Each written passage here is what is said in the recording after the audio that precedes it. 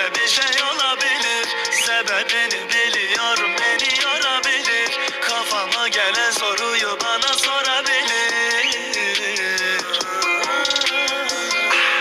Bana sana bize bir şey olabilir.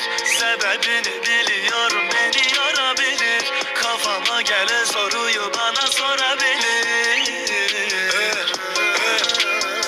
Mahalleler yanıyor her gece, sabaha kadar sor bizim gençlere. Nöbet tutan çocuklar aldı teyzelerden full pilavlı tencere. 18 yaşında altında Mercedes.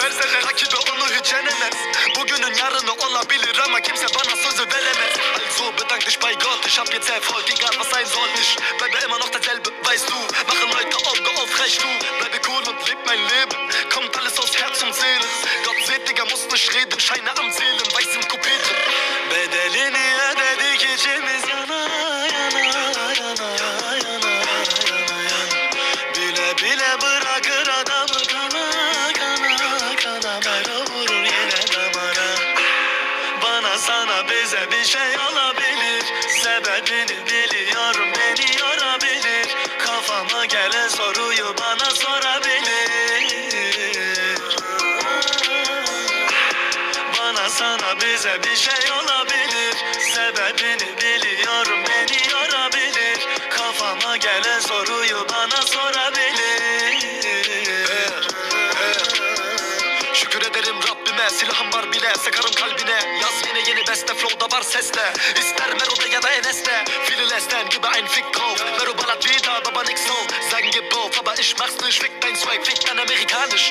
Im Ghetto zu leben ist einfach, der Maybach bringt gar nichts, weil ich keine Zeit hab. Ya tamam, meine Rollies am Glänzen, was bringt mir das? Seh meine Mutter selten. Sesimi verdim sokaklara, olabilir her şey. Bak olanlara, beni yoranlara. Cevabım bu şarkı, ha bu da Mero'nun farkı. Bedelini ödedik içimiz yana yana yana yana yana yana. Bile bile bırakır adamı kana kana kana. Böyle vurur yine damara. Bana sana bize bir şey olabilir. Sebebini biliyorum, beni yorabilir. Kafama gelen soruyu bana sorabilir. Bana sana bize bir şey olabilir. Sebebini biliyorum,